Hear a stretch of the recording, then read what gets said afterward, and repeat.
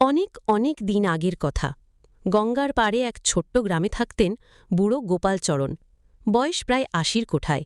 শরীরে বল নেই, চোখে ঝাপসা দেখে, কিন্তু মন ভরা বিশ্বাস শ্রী ভগবানের প্রতি। প্রতিদিন সকালে উঠে গঙ্গায় স্নান করে হাতে তুলসী পাতা ও প্রসাদ নিয়ে তিনি তার প্রিয় ঠাকুর গোপালের পূজা করতেন। ঠাকুর বলতে একটা ছোট কাঠের মূর্তি, যেটি তিনি নিজে গড়ে তুলেছিলেন আর সারা জীবন নিজের সন্তানের মতো দেখাশোনা করেছিলেন। একদিন বৃষ্টি হচ্ছিল অবিরত। গঙ্গা ফুলে ফেপে উঠেছে, চারদিকে জল ঠই ঠই করছে। হঠাৎ সেই রাতে খবর এলো, নদী বাঁধ ভেঙে গেছে।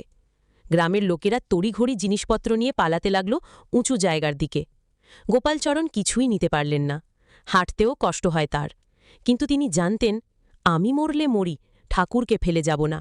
তাই গঙ্গার ঘূর্ণি স্রোতের মধ্যে, বৃষ্টির ভেতর, ঠাকুর গোপালের মূর্তিটা তিনি একটা কাপড়ে মুড়ে কাঁধে তুলে নিলেন। ভিজে কাপড়ে কাঁপতে কাঁপতে হাঁটছেন বুড়ো, পা পিছলে যায়, তবু কাঁধ থেকে নামেন না তার গোপাল। হঠাৎ একটা কাদায় পড়ে গিয়ে জ্ঞান হারালেন তিনি। ঘণ্টাখানেক পর যখন তার জ্ঞান ফিরল, দেখেন তিনি শুয়ে আছেন একটা শুকনো জমিতে, পাহাড়ের গুহার ভেতর। বাইরে বৃষ্টি পড়ছে, কিন্তু ভিতরে এক ফোঁটাও জল ঢোকেনি। আর তার পাশেই বসে আছেন এক অপরূপ কিশোর। মাথায় ময়ূরপঙ্খী মুকুট, চোখে স্নিগ্ধতা, হাতে বাঁশি।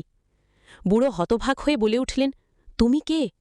কিশোর হেসে বললেন, তুমি আমায় কাঁধে তুলে নিয়েছিলে, তাই আমিও তোমাকে কাঁধে তুলে নিয়ে এলাম ঠাকুর। বুড়োর চোখ থেকে টপ টপ করে জল পড়তে লাগল, আনন্দে, বিস্ময়ে।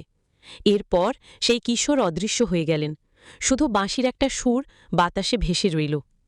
এই গল্প আমাদের শেখায়, ভক্তির মধ্যে যদি ভালোবাসা থাকে, তাহলে ঈশ্বর শুধু মূর্তিতে নয়, তিনি জীবনের প্রতিটি পদক্ষেপে এসে ধরা দেন।